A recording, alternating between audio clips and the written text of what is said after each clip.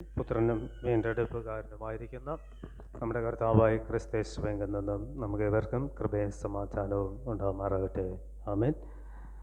അനുഗ്രഹീതമാവുന്ന വിശുദ്ധ പ്രഭാതത്തിൽ അല്പസമയ ധ്യാനത്തിലുള്ള വേദഭാഗം വിശുദ്ധ യെശയ്യാ പ്രവാചകൻ്റെ പുസ്തകം 43-ാമത് അധ്യായം അതിൻ്റെ 1-2 വാക്യങ്ങൾ. യഹോവ ഇപ്രകാരം അരുളി ചെയ്യുന്നു: ഭയപ്പെടേണ്ട, ഞാൻ നിന്നെ വീണ്ടെടുത്തിരിക്കുന്നു, ഞാൻ നിന്നെ പേർ ചൊല്ലി വിളിച്ചിരിക്കുന്നു, നീ എനിക്കുള്ളവൻ തന്നെ. നീ വെള്ളത്തിൽ കൂടെ കടക്കുമ്പോൾ ഞാൻ നിന്നോടുകൂടെ ഇരിക്കും, നീ നദികളിൽ കൂടെ കടക്കുമ്പോൾ അവ നിന്റെ മീതെ കവിയുകയില്ല, നീ തീയിൽ കൂടെ നടന്നാൽ വെന്തു പോകുകയും ഇല്ല, അഗ്നിജ്വാല നിന്നെ ദഹിപ്പിക്കുകയും ഇല്ല.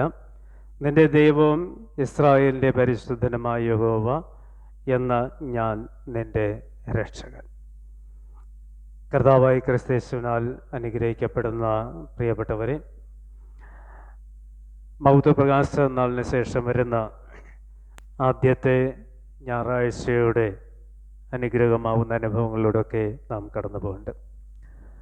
മഹത്വപ്രകാശം എന്ന് പറയുമ്പോൾ നമുക്കറിയാം, കർത്താവിനെ കാണുവാനായി കിഴക്ക് നിന്നും സഞ്ചരിച്ച് നക്ഷത്രത്തിൻ്റെ പിന്നാലെ യാത്ര ചെയ്ത് കർത്താവിൻ്റെ അടുക്കിലേക്ക് എത്തിച്ചേരുന്ന വിദ്വാൻമാരുടെ ക്രിസ്തുവുമായുള്ളൊരു കൂടിക്കാഴ്ചയുടെ അനുഭവത്തെയാണ് മഹത്വപ്രകാശമായിട്ട് നാം ആചരിക്കുകയും ചെയ്യുക. മഹത്വപ്രകാശത്തിന് ശേഷം വരുന്ന ഒന്നാമത്തെ ഞായറാഴ്ച ക്രിസ്തുവിൻ്റെ സ്നാന ശുശ്രൂഷയുടെ ഞായറാഴ്ചയായിട്ട് സഭ ആചരിക്കുകയാണ്. അപ്പോൾ ഇന്നത്തെ ഈ ഞായറാഴ്ചയുടെ പ്രത്യേകത എന്ന് പറയുന്നത് ക്രിസ്തുവിൻ്റെ സ്നാനം സ്വീകരിച്ച ഒരു പ്രത്യേകതയായിട്ട് കാണുവാൻ സാധ്യമാകും. ലൂക്കോസ് എഴുതിയ സുവിശേഷത്തിൻ്റെ 3-ാമത് അധ്യായം അതിൻ്റെ 15 വാക്യങ്ങൾ നാം വായിച്ചു കേട്ടും. യോഹന്നാൻ സ്നാപകൻ തൻ്റെ പിന്നാലെ വരുന്നവനെ വഴി ഒരുക്കുന്ന ഒരു ശുശ്രൂഷ നിർവഹിക്കുമ്പോൾ ആ വഴി ഒരുക്കപ്പെടുന്ന യോഹന്നാൻ്റെ പിന്നാലെ ക്രിസ്തു വന്ന് യോഹന്നാനാൽ സ്നാനം ഏൽക്കുകയും ചെയ്യപ്പെടുന്ന ഒരു ഭാഗം. അപ്പോൾ കർത്താവായ ക്രിസ്തു യോഹന്നാൻ്റെ അടുക്കിലേക്ക് വരുമ്പോൾ യോഹന്നാൻ പറയുന്നുണ്ട്, നിന്നാലല്ലയോ ഞാൻ സ്നാനം സ്വീകരിക്കേണ്ടത്. യോഹന്നാൻ പറയുന്നുണ്ട്, ഇപ്പോൾ ഇത് നിവർത്തിക്കുക. യേശുക്രിസ്തു പറയുന്നുണ്ട് യോഹന്നാനോടുകൂടെ, ഇപ്പോൾ ഇത് നിവർത്തിക്കുക. അങ്ങനെ യോഹന്നാനാൽ സ്നാനം സ്വീകരിച്ച ക്രിസ്തു സ്നാനത്തിന് ശേഷം തൻ്റെ പിതാവിൻ്റെ ശുശ്രൂഷയിലേക്ക് യാത്ര ചെയ്യുന്ന വ്യത്യസ്തമാവുന്ന പ്രവൃത്തി തലങ്ങൾ സുവിശേഷത്തിൽ കൂടെ നമുക്ക് കാണുവാനായി സാധ്യമാകും. യോഹന്നാനാൽ സ്നാനം ഏൽക്കപ്പെടുമ്പോഴും യേശുക്രിസ്തുവിൽ ആ സ്നാന സമയം ചില പ്രത്യേകതകൾ ഉണ്ടാകുകയാണ്. ഇവിടെ 3-ാമത്തെ അധ്യായം അതിൻ്റെ 21-ാമത്തെ വാക്യത്തിൽ ഇങ്ങനെ വന്ന് യേശു സ്നാനം ഏറ്റ് പ്രാർത്ഥിക്കുകയാണ്. തൻ്റെ 33-ാമത്തെ വയസ്സിൽ അല്ലെ 30-ാമത്തെ വയസ്സിൽ തൻ്റെ ശുശ്രൂഷയിലേക്ക് പ്രവേശിക്കും മുമ്പേ യോഹന്നാൻ സ്നാനം ഏൽക്കപ്പെടുവാൻ കടന്നു വന്ന ക്രിസ്തു സ്നാനം ഏറ്റ് പ്രാർത്ഥിക്കുമ്പോഴുണ്ടാകുന്ന പ്രത്യേകത, ഒന്നാമതുണ്ടാകുന്നത് ആ പ്രാർത്ഥനയിൽ സ്വർഗം തുറക്കപ്പെടുന്നു എന്നാണ്. പ്രിയപ്പെട്ടവരെ, ക്രിസ്തു ദൈവവുമായുള്ള ഒരു ബന്ധം സ്ഥാപിക്കുന്ന ആ ഘട്ടത്തിൽ കർത്താവ് സ്വർഗം തുറന്ന് ക്രിസ്തുവിനെ അനുഗ്രഹിക്കുന്നതായി സ്നാനത്തിൽ കാണുവാൻ സാധ്യമാകും. രണ്ടാമത് കാണുവാൻ കഴിയുന്നത് പരിശുദ്ധാത്മാവ് പ്രാവ് എന്ന വണ്ണം ക്രിസ്തുവിൻ്റെ മേൽ ഇറങ്ങി വരുന്നത് അവർ ഒന്ന് അനുഭവിക്കുകയാണ്. അപ്പോൾ ദൈവത്തിൻ്റെ ആത്മാവ് സ്നാന നിമിത്തം കർത്താവിലേക്ക് ആവസിച്ചു, അവനിലേക്ക് കടന്നു വന്നു, അവനെ അഭിഷിക്തനാക്കി തീർത്തു എന്നും സ്നാനത്തിൽ കൂടെ ലഭ്യമാവുകയാണ്. മൂന്നാമതായി കാണുവാൻ കഴിയുന്നത് തുറക്കപ്പെട്ട സ്വർഗത്തിൽ നിന്നും ഒരു സ്വർഗീയമാകുന്ന ശബ്ദം ക്രിസ്തു കേൾക്കുകയും കൂടെ നിൽക്കുന്നവർ അത് അനുഭവിക്കുകയും ചെയ്യാം. അപ്പോൾ സ്നാനം എന്ന് പറയുന്നത് അത് സ്വർഗം തുറക്കപ്പെടുന്ന ഒരു അനുഭവമാണ്, പരിശുദ്ധാത്മാവ് ഇറങ്ങി വരുന്ന ഒരു അനുഭവമാണ്, സ്വർഗീയമാവുന്ന ശബ്ദം എൻ്റെ കാതുകളിൽ ജീവിതത്തിൽ മുഴങ്ങി കേൾക്കപ്പെടുന്ന ഒരു അനുഭവമാണ് എന്ന് ക്രിസ്തു തൻ്റെ സ്നാനത്തിൽ കൂടെ നമ്മെ ഓർമ്മപ്പെടുത്തുവാനായി ശ്രമിക്കുകയാണ്. അങ്ങനെയാണെങ്കിൽ എന്താണ് സ്നാനം? ഓരോ സ്നാന ശുശ്രൂഷയിൽ നാം എല്ലാവരും സാക്ഷികളാകുന്നവരാണ്. ഓരോ സ്നാന ശുശ്രൂഷകൾ സ്വീകരിച്ചവരാണ്, സ്വീകരിക്കേണ്ടവരാണ്. ആ ഒരു സ്നാന ശുശ്രൂഷകളെ സാക്ഷ്യം വഹിക്കുന്നവർ തന്നെയാണ്. അപ്പോൾ എന്താണ് സ്നാനം എന്ന് പറയുന്നത്? സ്നാന ശുശ്രൂഷ നടത്തുമ്പോൾ പുരോഹിതൻ പറയുന്നൊരു വാക്ക് ഉണ്ട്, വെള്ളത്തിനാലും ആത്മാവിനാലും ഞാൻ നിന്നെ സ്നാനം കഴിപ്പിച്ചിരിക്കുന്നു എന്ന്. സ്നാനം എന്ന് പറയുന്നത് ദൈവ കൽപ്പനയോടും ദൈവ വചനത്തോടും ചേരപ്പെടുന്ന വെള്ളം എന്നെ കഴുകി എന്നെ ശുദ്ധീകരിക്കുന്ന ഒരു പ്രക്രിയയാണ് സ്നാനം എന്ന് പറയുന്നത്. ദൈവവചനവും ദൈവകൽപ്പനയും അടങ്ങിയിരിക്കുന്ന ഒരു വെള്ളമാണ്. അപ്പോൾ സ്നാനം കൊടുക്കുമ്പോൾ വെള്ളമാണ് ഒരു കുഞ്ഞിൻ്റെ, ഒരു വ്യക്തിയുടെ ശരീരത്തിൽ തളിക്കപ്പെടുക. അപ്പോൾ ഈ വെള്ളം അതിലേക്ക് തളിക്കപ്പെടുമ്പോഴും ഈ വെള്ളത്തിൽ ചേരപ്പെടുന്ന മറ്റു അംശങ്ങളുണ്ട്. ഈ അംശമാണ് ദൈവവചനവും ദൈവകൽപ്പനയും. പിതാവിൻ്റെയും പുത്രൻ്റെയും പരിശുദ്ധാത്മാവിൻ്റെയും നാമത്തിൽ ഞാൻ നിന്നെ സ്നാനം കഴിപ്പിച്ചിരിക്കുന്നെന്ന് പറയപ്പെടുന്ന ആ ദൈവകൽപ്പന അല്ലെങ്കിൽ ദൈവവചനം വെള്ളത്തിനോടുകൂടെ ചേരപ്പെടുമ്പോൾ, ആ വെള്ളം എൻ്റെ ശരീരത്തിൽ ഒഴുകപ്പെടുമ്പോൾ എൻ്റെ ശരീരത്തെ ഒന്ന് കഴുകപ്പെടുന്ന ഒരു പ്രക്രിയയാണ് സ്നാനം എന്ന്. എന്നെ ശുദ്ധീകരിക്കപ്പെടുന്ന, എന്നെ വീണ്ടെടുക്കപ്പെടുന്ന, എൻ്റെ പാപത്തെ കഴുകുന്ന ഒരു പ്രക്രിയയായിട്ട് സ്നാനത്തെ നമുക്ക് അനുഭവിച്ചറിയുവാൻ സാധ്യമാണ്. സ്നാനത്തിൽ കൂടെ നമുക്ക് ലഭ്യമാവുന്ന ഒത്തിരിയേറെ അനുഗ്രഹങ്ങളുണ്ട്. പ്രത്യേക കറ്റേകസ്മാസം പഠിപ്പിക്കുന്ന 3 അനുഗ്രഹങ്ങളുമുണ്ട്. ഒന്ന്, നമുക്ക് പാപമോചനം നൽകുന്നതാണ് സ്നാനം. നമുക്ക് ചോദിക്കാം, കുഞ്ഞുങ്ങൾ എങ്ങനെയാണ് പാപം ചെയ്യപ്പെടുക? ശിശുസ്നാനം ചെയ്യുന്നതിൽ കൂടി ആ കുഞ്ഞ് ഏത് തരത്തിലാണ് പാപം ചെയ്യുന്നത്? കുഞ്ഞുങ്ങൾ പാപത്തിൽ ജനിക്കപ്പെടുന്നത് പാപത്തിലാണ് ജനിക്കുന്നത്. നമുക്കറിയാം, ആദ്യ മാതാപിതാക്കളുടെ പാപ സ്വഭാവത്താലാണ് കുഞ്ഞുങ്ങൾ ലോകത്ത് ജനിച്ചു വീഴപ്പെടുന്നത്. ആദ്യ മാതാപിതാക്കളുടെ പാപം ഒരു കുഞ്ഞിൻ്റെ ജീവിതത്തിൽ ഉണ്ട് എന്നും ആ പാപത്തോടുകൂടെ കുഞ്ഞ് ലോകത്ത് ജനിക്കപ്പെടുന്നുണ്ട് എന്നും ആ ജനിക്കപ്പെടുന്ന ആ കുഞ്ഞിൻ്റെ പാപത്തെ കഴുകേണ്ട ഒരു പ്രക്രിയ, ഒരു ശുശ്രൂഷയാണ്, ഒരു സാക്രമെന്റ് ആണ്, വിശുദ്ധ സ്നാനം ആണ് എന്ന് വേദപുസ്തകം വളരെ വ്യക്തമായി പഠിക്കുന്നത്. അതാണ് റോമർക്കെതിരെ ലേഖനത്തിൻ്റെ 6-ാം അധ്യായം 1 മുതലുള്ള വാക്യത്തിൽ പറയുന്നത്, ക്രിസ്തുവിനോടുകൂടെ സ്നാനമേൽക്കപ്പെടുകയാണ്, ക്രിസ്തുവിനോടുകൂടെ മരിക്കപ്പെടുകയാണ്, ക്രിസ്തുവിനോടുകൂടെ സ്നാനമേൽച്ച് ക്രിസ്തുവിനോടുകൂടെ മരിച്ചു ക്രിസ്തുവിനോടുകൂടെ ഉയർത്തെഴുന്നേൽക്കപ്പെടുന്ന ഒരു അനുഭവം ഉണ്ട് എന്ന് പറഞ്ഞു. അപ്പം പാപത്തിൽ ജീവിച്ചിരിക്കുന്ന, പാപത്തിൽ ജനിച്ച എൻ്റെ പാപത്തെ കഴുകി ശുദ്ധീകരിക്കുന്ന ഒരു അനുഗ്രഹമാണ് സ്നാനത്തിൽ കൂടെ നമുക്ക് ലഭിക്കുന്നത്. രണ്ടാമത്, സ്നാനത്തിൽ കൂടെ നമുക്ക് ലഭിക്കുന്നത് നമ്മെ മരണത്തിൽ നിന്നും പിശാചിൻ്റെ അധികാരത്തിൽ നിന്നും എന്നെ വീണ്ടെടുക്കുന്നതാണ് വിശുദ്ധ സ്നാനം. മരണത്തിൽ തന്നെ വീണ്ടെടുക്കുക എന്ന് പറയുമ്പോഴും ശാരീരികമായ ഒരു മരണത്തെ അല്ല അവിടെ സൂചിപ്പിക്കുന്നത്, മറിച്ച് ആത്മീകതയുടെ മരണം. ഏദെൻ തോട്ടത്തിൽ മനുഷ്യൻ പാപം ചെയ്യപ്പെട്ടപ്പോൾ മനുഷ്യൻ മരിച്ചു പോവുകയാണ്. ശാരീരികമായി അവർ മരിക്കുന്നില്ല, അവർ മരിച്ചു പോകുന്നത് ആത്മീകതയിലാണ്. ആത്മീകമായി മരിക്കണം എന്ന് പറയുമ്പോൾ ദൈവമുള്ള ബന്ധത്തിൽ നിന്നും അവർ അകന്നു പോകുന്നുണ്ട്. ഇതാണ് മരണം എന്ന് പറയപ്പെടുന്നത്. അപ്പോൾ ദൈവമുള്ള ബന്ധത്തിൽ നിന്നും അകന്നു പോകുന്നത് ഒരു ആത്മീകമായ മരണമായി വചനം ചൂണ്ടിക്കാണിക്കുമ്പോൾ, ഈ ആത്മീകമാകുന്ന മരണത്തിൽ നിന്നും രക്ഷ പ്രാപിക്കുവാനായി എന്നെ സഹായിക്കുന്ന ഒരു സാക്രമെന്റ്, ഒരു കർമ്മമാണ്, ഒരു പ്രക്രിയയാണ് വിശുദ്ധ സ്നാനം എന്ന് പറയപ്പെടുന്നത്. അപ്പോൾ എന്നെ മരണത്തിൽ നിന്നും പിശാചിൽ നിന്നും രക്ഷിക്കുന്നതാണ് വിശുദ്ധ സ്നാനം എന്ന സാക്രമെന്റ്. മൂന്നാമത്, സ്നാനം എനിക്ക് നൽകുന്ന മൂന്നാമത്തെ അനുഗ്രഹം എന്ന് പറയപ്പെടുന്നത് എൻ്റെ ജീവിതത്തിൽ നിത്യ രക്ഷ എനിക്ക് വാഗ്ദത്തം ചെയ്യുന്നത്.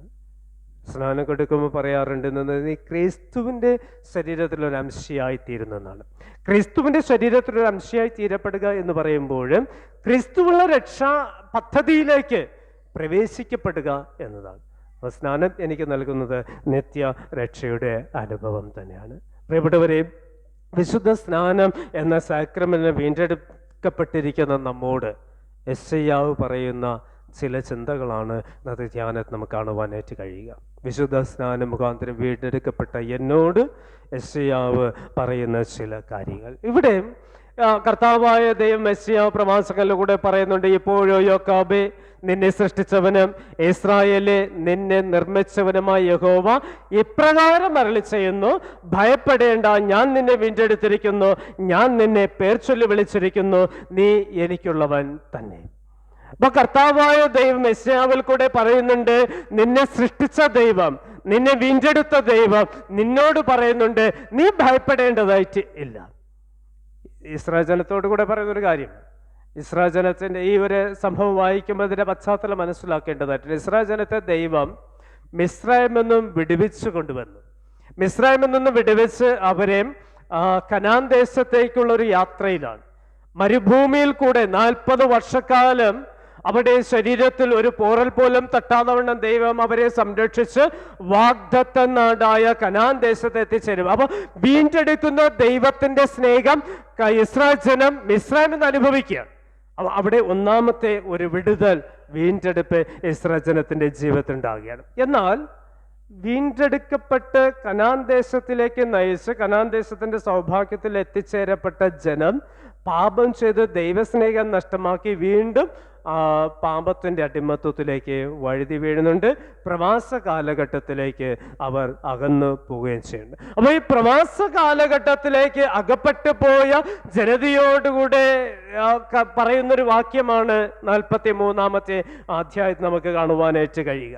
പ്രവാസത്തിൽ പാപം ചെയ്ത് പ്രവാസത്തിൽ അകപ്പെട്ടു പോയ ജനതയെ നോക്കിയിട്ട് പറയണേ, ഇസ്രായേല്, യാക്കോബേ, നിന്നെ സൃഷ്ടിച്ചവനും വീണ്ടെടുപ്പുകാരനുമായി യഹോവ ഇങ്ങനെ അരുളി ചെയ്തിരിക്കുന്നുണ്ട്, ഭയപ്പെടേണ്ട, ഞാൻ നിന്നെ പേർ ചൊല്ലി വിളിച്ചിരിക്കുന്നു, നീ എനിക്കുള്ളവൻ തന്നെ. ഭയപ്പെടേണ്ട എന്ന് പറയുവാനുള്ള കാരണം 2 കാരണങ്ങളാണ് ഇവിടെ ചൂണ്ടിക്കാണിക്കുന്നത്. ഒന്ന്, ഞാൻ നിന്നെ പേർ ചൊല്ലി വിളിച്ചിരിക്കുന്നുണ്ട്. ഉൽപ്പത്തി പുസ്തകം 12-ാമത്തെ അധ്യായത്തിലേക്ക് വരുമ്പോൾ ആ 12-ാമത്തെ അധ്യായം ദൈവം പേർ ചൊല്ലി വിളിച്ചൊരു മനുഷ്യനാണ് അബ്രഹാം. വീണ്ടെടുക്കപ്പെട്ട് ദൈവത്തിന്റെ ശബ്ദം കേട്ട് ദൈവത്തിന്റെ പിന്നാലെ ഇറങ്ങി വന്നവനാണ് അബ്രഹാം. അപ്പൊ ഈ അബ്രഹാമിന്റെ ജീവിതത്തിൽ അബ്രഹാം അവനെ പേർ ചൊല്ലി വിളിച്ചിട്ടുണ്ട് എങ്കിൽ അബ്രഹാമിനെ ഭയപ്പെടാതവണ്ണം നടത്തിയവനും ഭയപ്പെടാതവണ്ണം ചേർത്ത് പിടിച്ചവനൊക്കെ കർത്താവ് തന്നെയാണ്. അങ്ങനെയാണ് എങ്കിൽ നമ്മെ കർത്താവ് പേർ ചൊല്ലി വിളിച്ചിരിക്കുന്നു എന്നുകൂടെ നാം ഓർത്തെടുക്കേണ്ടത് ആവശ്യമാണ്. രണ്ടാമത് പറയുന്നുണ്ട്, നീ എനിക്കുള്ളവൻ തന്നെ ആണ്. പ്രിയപ്പെട്ടവരെ, പേർ ചൊല്ലി വിളിച്ചിരിക്കുന്ന നാം ഓരോരുത്തരും ദൈവത്തിന് ഉള്ളവനാണ്, ദൈവത്തിന് അവകാശപ്പെട്ടവരാണ്, ദൈവസ്നേഹത്തിൻ്റെ ആഴങ്ങളിൽ ശരണം പ്രാപിക്കേണ്ടവരാണ്. ആ ഒരു അനുഭവമാണ് വിശുദ്ധ സാക്രമെന്റിൽ കൂടെ നമുക്ക് നൽകപ്പെടുന്നത്, വിശുദ്ധ സ്നാനത്തിൽ കൂടെ നമുക്ക് നൽകപ്പെട്ടിരുന്നു. തുടർന്ന് 2-ാമത്തെ വാക്യത്തിൽ കർത്താവ് പറയുന്നുണ്ട്, നീ വെള്ളത്തിൽ കൂടെ കിടക്കുമ്പോൾ ഞാൻ നിന്നോടുകൂടെ ഇരിക്കും, നീ നദികളിൽ കൂടെ കിടക്കുമ്പോൾ അവ നിന്റെ മീതെ കവിയുകയില്ല, നീ തീയിൽ കൂടെ നടന്നാൽ വെന്തുപോകുകയുമില്ല, അഗ്നി ജ്വാല നിന്നെ ദഹിപ്പിക്കുകയും ഇല്ല. 4 കാര്യങ്ങളാണ് കർത്താവ് ദൈവം അവിടെ പറയുന്നത്. ഭയപ്പെടേണ്ട, നിന്നെ ഞാൻ വിളിച്ചിരിക്കുന്നു. ഇന്നിൻ്റെ ചിന്തകളിലേക്ക് നാം ഇന്ന് വരുമ്പോൾ ഇന്ന് എന്നോടുകൂടെ കർത്താവ് പറയുന്നത് തന്നെയാണ്. ഇസ്രായേല് എന്ന് പറഞ്ഞുകൊണ്ട് കർത്താവ് എന്നോടുകൂടെ പറയുന്നത്, നീ എനിക്കുള്ളവനാണ്, ഞാൻ നിന്നെ പേർ ചൊല്ലി വിളിച്ചിരിക്കുന്നു, ഞാൻ നിന്നെ വീണ്ടെടുത്തിരിക്കുന്നു. തുടർന്ന് കർത്താവ് ഇന്നിന്റെ ചിന്തകളിൽ കൂടെ എന്നോടുകൂടെ പറയുന്നുണ്ട്, നീ വെള്ളത്തിൽ കൂടെ കിടക്കുമ്പോൾ അത് നിന്നോടുകൂടെ ഞാൻ ഉണ്ടായിരിക്കും, നദികളിൽ കൂടെ കിടക്കുമ്പോൾ അത് നിന്റെ മീതെ കവിയുകയുമില്ല, തീയിൽ കൂടെ നടന്നാൽ നീ വെന്തുപോകുകയില്ല, അഗ്നിജ്വാല നിന്നെ ദഹിപ്പിക്കുകയും ഇല്ല. എന്താണ് ഇതിന്റെ അർത്ഥം? കർത്താവ് കുറെ കാര്യങ്ങളൊക്കെ 4 കാര്യങ്ങളൊക്കെ ഇങ്ങനെ പറഞ്ഞു, ഞാൻ നിന്നോട് കൂടെ ഉണ്ട്, നിനക്കൊരു ദോഷം സംഭവിക്കില്ല, നിന്നെ ചേർത്ത് പിടിക്കും, നിന്നെ ഞാൻ കരുതും, നിന്റെ മേലൊന്നും തന്നെ തട്ടുകയില്ല, നിന്നെ ആര് ജയിക്കുകയല്ല, നിന്നെ ആര് നശിപ്പിക്കത്തില്ല എന്നൊക്കെ പറയുമ്പോൾ അതിൻ്റെ അർത്ഥം എന്താണ്? അതിൻ്റെ അർത്ഥം ഇത്ര മാത്രമേ ഉള്ളൂ, ജീവിതത്തിൽ വ്യത്യസ്തങ്ങളാകുന്ന പരീക്ഷണങ്ങൾ കടന്നു വരുമ്പോഴും ദൈവം കരുതുന്നവനായി കൂടെയുണ്ട് എന്ന് മാത്രമേ ഉള്ളൂ. ജീവിതത്തിൽ വ്യത്യസ്തമാകുന്ന പരീക്ഷണം, വെള്ളത്തിൽ കൂടെ കടന്നു പോകുന്ന സാഹചര്യം ഉണ്ടാകാം, അഗ്നിയിൽ കൂടെ കടന്നു പോകുന്ന സാഹചര്യം ഉണ്ടാകാം, തീയിൽ കൂടെ കടന്നു പോകുന്ന സാഹചര്യങ്ങൾ ഉണ്ടാകാം, നദിയിൽ കൂടെ കടന്നു പോകുന്ന ജീവിതത്തിൽ ഒത്തിരിയേറെ പ്രയാസങ്ങളും പ്രതിസന്ധികളും എന്നിലേക്ക് കടന്നു വരുമ്പോൾ കർത്താവ് പറയുകയാണ്, ഞാൻ നിന്നോടുകൂടെയുണ്ട്, നീ ഭയപ്പെടേണ്ടതായിട്ട് ഇല്ല. യേശുക്രിസ്തുവുമായി യാത്ര ചെയ്യുന്ന ശിഷ്യന്മാർ, യേശുക്രിസ്തു അമരത്ത് തലവെച്ച് ഉറങ്ങുമ്പോഴാണ് കാറ്റും തിരമാലയും അടിക്കുന്നത്. ഈ കാറ്റും തിരമാലയും അടിക്കുമ്പോഴും കർത്താവ് പടകിലുണ്ടായിരുന്നു എന്നാണ്. അപ്പോൾ കർത്താവ് പടകിലുണ്ടായിരുന്നപ്പോഴും ശിഷ്യന്മാർ ആകുലപ്പെടുകയാണ്, ഭയപ്പെടുകയാണ്. കർത്താവിന്റെ സാന്നിധ്യം അനുഭവിക്കുമ്പോഴും അവിടെ ജീവിത ഭയം നിറയപ്പെടുന്നു. അപ്പോൾ ഈ ഒരു ഭയത്തിന്റെ അടിമത്വത്തിലേക്ക് പരീക്ഷണ കാലഘട്ടത്തിൽ കൂടെ അവർ കടന്നു പോകുകയാണ്. നദിയിൽ കൂടെ പരീക്ഷണ കാലഘട്ടത്തിൽ കടന്നു പോകുന്നുണ്ട്, വെള്ളത്തിന്മീതെ സഞ്ചരിക്കുമ്പോൾ പരീക്ഷണ കാലഘട്ടത്തിൽ കൂടെ കടന്നു പോകുന്നുണ്ട്. അവരെ കർത്താവ് ആശ്വസിപ്പിക്കുക എങ്ങനെയാണ്? ഭയപ്പെടേണ്ട, ഞാനല്ലേ കൂടെയുള്ളത്. ജീവിതത്തിൽ ക്ലേശങ്ങൾ ഏറുമ്പോഴും, ജീവിതത്തിൽ ഭയം നിറയപ്പെടുന്ന അനുഭവം ഉണ്ടാകുമ്പോഴും, ജീവിതത്തിൽ പ്രതികൂലമാകുന്ന കാലാവസ്ഥകളും സാഹചര്യങ്ങളും ഉണ്ടാകുമ്പോഴും കർത്താവ് നിന്നോട് പറയുകയാണ്, ഞാൻ നിന്നെ പേർ ചൊല്ലി വിളിച്ചവനാണ്, ഞാൻ നിന്നെ വീണ്ടെടുത്തിരിക്കുന്നവനാണ്, നീ എനിക്കുള്ളവനാണ്. എത്രയേറെ മഹത്വകരമായ ദൈവത്തിൻ്റെ വാക്കുകളാണ് പ്രിയപ്പെട്ടവരെ. കർത്താവിൻ്റെ സ്വഭാവം ഇതാണ്. ആര് എന്നെ ഉപേക്ഷിച്ചിരുന്നാലും, ആര് എന്നെ തള്ളിക്കളഞ്ഞിരുന്നാലും എന്നെ ചേർത്ത് പിടിക്കുന്നവനാണ്, എന്നെ മാറോട് ചേർത്ത് പിടിക്കുന്നവനാണ്, എന്നെ ഉള്ളംകരങ്ങൾ ചേർത്ത് പിടിക്കുന്നവനാണ്, എന്നെ തോളിലെടുത്ത് നടത്തുന്നവനാണ് നമ്മുടെ ദൈവം. ആ ദൈവമാണ് പറയുന്നത്, നീ നിന്റെ ജീവിതത്തിൽ വ്യത്യസ്തമാകുന്ന പരീക്ഷണങ്ങളുടെ കാലഘട്ടങ്ങൾ കടന്നു വന്നിരുന്നാലും, വ്യത്യസ്തമാകുന്ന പരീക്ഷണങ്ങളിൽ കൂടെ നീ കടക്കേണ്ടി വന്നിരുന്നാലും, യാത്ര ചെയ്യേണ്ടി വന്നിരുന്നാലും, നിന്റെ ജീവിതത്തിൽ ഒരു അനർത്ഥവും സംഭവിക്കാതെ ഞാൻ നിന്നെ കരുതും. തൻ്റെ ജനത്തെ, തൻ്റെ മക്കളെ, അവരുടെ ജീവിതത്തിൽ എന്തു തന്നെ പരീക്ഷണങ്ങൾ നേരിട്ടിരുന്നാലും ദൈവം അവരോടുകൂടെ ഉണ്ടാകും എന്നുള്ള ഒരു ഉറപ്പ് ഇന്നത്തെ വചനം നമുക്ക് നൽകുകയാണ്. ഉദാഹരണമായി നോക്കുമ്പോൾ ഇസ്രായേൽ ജനത്തെ ഫറവോന്റെ അടുക്കൽ നിന്ന് വിടുവിച്ച് ആ ചെങ്കടൽ വരെ എത്തിച്ചേർത്തു. ചെങ്കടൽ വരെ കൂട്ടിക്കൊണ്ടുവന്ന് ചെങ്കടലിന്റെ മുന്നോട്ട് പോകാൻ കഴിയുന്നില്ല, വെള്ളമാണ്, ഒരു വലിയ പ്രതിസന്ധിയാണ്, ഒരു വലിയ പരീക്ഷണ കാലഘട്ടമാണ് അവിടെ മുൻപിൽ ഉണ്ടാകുക. അപ്പോൾ ഈ ഒരു പ്രതിസന്ധി ഉണ്ടാകുമ്പോൾ മോശ മുഖാന്തരം ദൈവം അളിച്ചുകയാണ്, നിങ്ങൾ മുന്നോട്ട് യാത്ര ചെയ്യുക, ഞാൻ കൂടെയുണ്ട്. തിരുവചനം ഇങ്ങനെ പറയുന്നത്, അവിടെ മുൻപിലും പിൻപിലും പകലും രാത്രിയും അഗ്നിസ്തംഭമായി മേഘസ്തംഭമായി കർത്താവ് കൂടെ ഉണ്ടായിരുന്നു എന്നാണ്. അവിടെ ശരീരത്തിൽ ഒരൊറ്റ വെള്ളം തട്ടാതെ വണ്ണം, ഒരു അഗ്നിജ്വാല അവിടെ ജീവിതത്തിൽ കടന്നു വരാതെ വണ്ണം, അവരെ വെള്ളം മുക്കിക്കളയാതെ വണ്ണം ദൈവ സംരക്ഷകനായി കൂടെ ഉണ്ടായിരുന്നു. കാരണം ദൈവം ഇസ്രായേലിനെ പേർ ചൊല്ലി വിളിച്ചതാണ്. ദൈവം ഇസ്രായേലിനെ ആ അടിമത്വത്തിൻ്റെ അനുഭവത്തിൽ നിന്ന് വീണ്ടെടുത്തതാണ്. ആയതിനാൽ പ്രിയപ്പെട്ടവരെ, പാപത്തിൻ്റെ അടിമത്വത്തിൽ നിന്നും വീണ്ടെടുക്കപ്പെട്ടിരിക്കുന്ന എന്നോടും നമ്മോടും ദൈവം പറയുന്നുണ്ട്, ഞാൻ നിന്നോടുകൂടെയുണ്ട്, നീ എനിക്കുള്ളവൻ തന്നെ, ആയതിനാൽ നീ ഭയപ്പെടേണ്ടതായിട്ട് ഇല്ല. അബ്രഹാം ഒത്തിരിയേറെ പരീക്ഷണങ്ങളിലൂടെ കടന്നുപോയ മനുഷ്യനാണ്. ഒത്തിരിയേറെ പരീക്ഷണങ്ങൾ അബ്രഹാമിൻ്റെ ജീവിതത്തിലുണ്ടായിരുന്നു. ജീവിതത്തിൽ ഏറ്റവും അവസാനമുണ്ട് മറ്റൊരു പരീക്ഷണം, തൻ്റെ മകനെ യാഗം കഴിക്കുക എന്നത്. ആ ഒരു അഗ്നിജ്വാലയുടെ നടുവിൽ കൂടെ കടന്നു പോകേണ്ട സാഹചര്യം വന്നപ്പോഴും അബ്രഹാം പതറിപ്പോയില്ല, അബ്രഹാം പിറുപിറുത്തില്ല, അബ്രഹാം ദൈവത്തിനെതിരെ സംസാരിച്ചില്ല, ദൈവത്തോടുകൂടെ ചോദ്യങ്ങൾ ചോദിച്ചില്ല, ദൈവത്തോടുകൂടെ തൻ്റെ പരാതികൾ പങ്കുവച്ചില്ല, എല്ലാം മൗനമായി കേട്ടിരുന്നു, അനുസരിച്ചു. അതാണ് അബ്രഹാമിന്റെ ജീവിതത്തിലുണ്ടാകുന്ന ദൈവീകമായിട്ടുള്ള ഇടപെടലിന്റെ പ്രത്യേകത. കാരണം അബ്രഹാമിനറിയാം, എന്നെ പേർ ചൊല്ലി വിളിച്ചവനാണ് എൻ്റെ മകനെ യാഗം കഴിക്കുവാനായിട്ട് എന്നോട് കൽപ്പിച്ചിരിക്കുന്നത്. ഇത്രയും നാൾ എന്നോടുകൂടെ നടന്നവനാണ് എൻ്റെ മകനെ നിനക്ക് വേണ്ടി നൽകുക എന്ന് പറഞ്ഞത്. ഇത്രയും നാൾ എൻ്റെ ജീവിതത്തിൽ അനർത്ഥങ്ങളില്ലാതെ വണ്ണം സംരക്ഷിച്ച ഒരു ദൈവമാണ് എൻ്റെ മകനെ മരണത്തിലേക്ക് കൊടുക്കുക എന്ന് പറഞ്ഞത്. അബ്രഹാം ആ ഒരു വിശ്വാസം മുറുകെ പിടിച്ച് തൻ്റെ പരീക്ഷണ കാലഘട്ടത്തിൽ മുന്നോട്ട് കടന്നുപോയപ്പോൾ, കർത്താവ് കൂടെയുണ്ടെന്ന അനുഭവങ്ങളിലൂടെ കടന്നുപോയപ്പോൾ കർത്താവ് അബ്രഹാമിനെ കരുതിനായും അബ്രഹാമിൻ്റെ മകനെ ജീവനോടുകൂടെ സംരക്ഷിച്ച് അബ്രഹാമിൻ്റെ കരങ്ങളിലേക്ക് കൊടുത്തതായും തിരുവചനം വ്യക്തമായി പഠിപ്പിക്കുന്നു. ഇത്തരത്തിൽ വ്യത്യസ്തനാവുന്ന പരീക്ഷണ കാലഘട്ടം നമുക്കുണ്ട്. പരീക്ഷണ കാലഘട്ടങ്ങളിലൂടെ നാം യാത്ര ചെയ്യുന്നവരാണ്, യാത്ര ചെയ്യേണ്ടവർ. വെള്ളത്തിൽ കൂടെ യാത്ര ചെയ്യുന്നവരാണ്, നദിയിൽ കൂടെ യാത്ര ചെയ്യുന്നവരാണ്, അഗ്നിജ്വാലയിൽ കൂടെ യാത്ര ചെയ്യുന്നതാണ്, തീയിൽ കൂടെ യാത്ര ചെയ്യുന്നവരാണ് നാം എല്ലാവരും.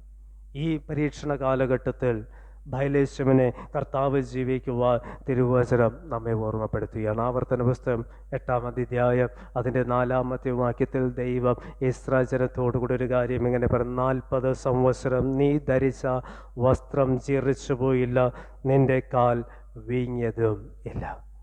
അത്രത്തോളം പ്രതിസന്ധികളുടെ മധ്യേ കരുതുവാനായി കർത്താവ് കൂടെ ഉണ്ടായിരുന്നു. പ്രിയപ്പെട്ടവരെ, പാപം എന്ന പ്രമാസത്തിൽ അകപ്പെട്ടു പോയ മനുഷ്യനെ, പാപം എന്ന പ്രമാസത്തിൽ വീഴ്ന്നു പോയ എന്നെയും നിന്നെയും തിരുസ്നാനം എന്ന സാക്രമെന്റിൽ കൂടെ ദൈവം വീണ്ടെടുത്തിരിക്കുകയാണ്. ദൈവം പേർ ചൊല്ലി വിളിച്ചിരിക്കുകയാണ്. സ്നാനം ചെയ്യുമ്പോൾ ആ സ്നാന ശുശ്രൂഷ ചെയ്യുന്ന ഒരു ഘടകം ഇങ്ങനെയാണ്, ഒരു ശുശ്രൂഷ ഇതാണ്. പേർ ചൊല്ലി വിളിച്ച് സ്നാനം കൊടുക്കുകയാണ്. ഇന്ന പേര് വിളിക്കുകയാണ്. വിളിച്ചിട്ട് പറയുന്നുണ്ട്, പിതാവിൻ്റെ പുത്രൻ്റെ പരിശുദ്ധാത്മാവിൻ്റെ നാമത്തിൽ ഞാൻ നിന്നെ സ്നാനം കഴിപ്പിച്ചിരിക്കുന്നുണ്ട്. അപ്പോൾ നമ്മെ പേർ ചൊല്ലി വിളിച്ച് നമ്മെ സ്നാനം കഴിപ്പിച്ച് വിശുദ്ധ സാക്രമെന്റിൽ കൂടെ കർത്താവിൻ്റെ ശരീരത്തിലേക്ക് ചേർക്കപ്പെട്ടിരിക്കുന്ന പ്രവാസകാലം, പാപമെന്ന പ്രവാസകാലത്തു നിന്നും ദൈവീകമായ സുരക്ഷിതത്വത്തിന്റെ അനുഭവത്തിലേക്ക് എന്നെ ചേർക്കപ്പെട്ടിരിക്കുന്ന ദൈവം എന്നോട് പറയുകയാണ്, നീ ഭയപ്പെടേണ്ട, ഞാനാണ് നിന്നെ വീണ്ടെടുത്തത്, ഞാൻ നിന്നെ ചേർത്ത് പിടിക്കും. അവൻ നമ്മുടെ ജീവിതത്തെ കരുതുന്നവനാണ്. ജീവിതത്തിലുണ്ടാവുന്ന പ്രതിസന്ധി കാലഘട്ടങ്ങൾ, പരീക്ഷണങ്ങളെ അതിജീവിച്ച് മുന്നോട്ട് പോകുവാനുള്ള കൃപ അവൻ നമുക്ക് നൽകുകയാണ്. ആ ദൈവം എന്ന് പറയുന്നത് എങ്ങനെയാണ്? നീ ഭയപ്പെടേണ്ടതായിട്ടില്ല. വെളിം പ്രദേശത്ത് ആട്ടിൻകൂട്ടങ്ങളെ കാവൽ കാത്തുകൊണ്ടിരുന്നതായ ആ ഇടയന്മാരോടുകൂടെ സ്വർഗീയ സൈന്യം പറയുന്നൊരു ശബ്ദം തന്നെയാണ്, ഭയപ്പെടേണ്ട. സർവ്വജനത്തിലുള്ളൊരു മഹാസന്തോഷം ഞാൻ നിങ്ങളോട് പങ്കുവയ്ക്കുവാനായിട്ട് പോകുന്നു. കർത്താവായ ക്രിസ്തു ദാവീദിന്റെ മട്ടും നിങ്ങൾക്കായി ജനിച്ചിരിക്കുന്നു. അതുകൊണ്ട് നീ ഭയപ്പെടേണ്ടതായിട്ടില്ല. എല്ലാവർക്കും സന്തോഷം നൽകുന്ന, എല്ലാവർക്കും രക്ഷ നൽകുവാനിരിക്കുന്ന ഒരുവൻ നിങ്ങൾക്ക് വേണ്ടി ജനിച്ചിരിക്കുന്നുണ്ട്. ഭയപ്പെടേണ്ടതായിട്ടില്ല പ്രിയപ്പെട്ടവരെ. ജീവിതത്തിൽ ഭയങ്ങൾ ഒന്ന് മാറ്റിവെക്കുവാനായിട്ട് നമുക്ക് കഴിയണം. പ്രതിസന്ധികളിൽ ഭയങ്ങളെ മാറ്റിവെക്കാം. കാരണം എന്നെ വിളിച്ച ദൈവം എന്നോട് കൂടെയുണ്ട്. അവൻ എന്നെ വീണ്ടെടുത്തിരിക്കുന്നു. അവൻ തൻ്റെ ഉള്ളംകരങ്ങളിൽ എന്നെ വഹിച്ചിരിക്കുന്നു. ആയതിനാൽ നമുക്ക് കർത്താവിൽ ശരണം പ്രാപിക്കാം. കർത്താവിൽ നമുക്കൊന്ന് ജീവിക്കാം. കർത്താവിനോടുകൂടെ യാത്ര ചെയ്യാം. യോഹന്നാൻ സ്നാപകൻ ഹെരോദനാവ് കാരാഗൃഹത്തിൽ അടയ്ക്കപ്പെടുമ്പോൾ യോഹന്നാൻ ഭയപ്പെട്ടില്ല. മരണം മുന്നിൽ കാണുമ്പോൾ, തൻ്റെ ശിരച്ഛേദനം ചെയ്യുവാനായിട്ട് കൊണ്ടു നിർത്തുമ്പോഴും യോഹന്നാൻ ഭയപ്പെട്ടിരുന്നില്ല. കാരണം യോഹന്നാൻ അറിയാം, തന്നെ വീണ്ടെടുത്തവൻ കൂടെയുണ്ട്, തന്നെ പേർ ചൊല്ലി വിളിച്ചവൻ കൂടെയുണ്ട്, തന്നോടുകൂടെ തന്നെ ചേർത്ത് പിടിക്കുന്നവൻ കൂടെയുണ്ട് എന്ന വിശ്വാസം. ആ വിശ്വാസത്തോടുകൂടെ നമുക്ക് നമ്മുടെ ജീവിത യാത്ര തുടരാം. ഈ പുതിയ വർഷത്തിൽ, ഈ അനുഗ്രഹമാവുന്ന നാളുകൾ വിശുദ്ധ സാക്രമെന്റിൽ കൂടെ എന്നെ തിരഞ്ഞെടുത്തിരിക്കുന്ന, വീണ്ടെടുത്തെന്ന് പേർ ചൊല്ലി വിളിച്ചിരുന്ന ദൈവം എന്നോടൊപ്പം ഉണ്ട് എന്ന ആ ഒരു സത്യ ഗ്രന്ഥം തിരിച്ചറിഞ്ഞ്, വചനം തിരിച്ചറിഞ്ഞ് ദൈവത്തോട് ചേർന്ന് നടക്കുവാനായിട്ട് സർവശക്തനായ ദൈവത്തിൻ്റെ കൃപ, പരിശുദ്ധാത്മാവ് നമ്മളിൽ വർഷിക്കുമാറാകട്ടെ. സകല ബുദ്ധിയും കവിയും ദൈവസമാധാനം നമ്മുടെ ഹൃദയങ്ങളിൽ നിന്ന് ക്രിസ്തേശങ്ങൾ കാത്തു പരിപാലിക്കുമാറാകട്ടെ. ആമേൻ. നമുക്ക് എഴുന്നേൽക്കാം. ധർമ്മേശ്വരവാക്യങ്ങൾ പാടി പ്രാർത്ഥിക്കാം.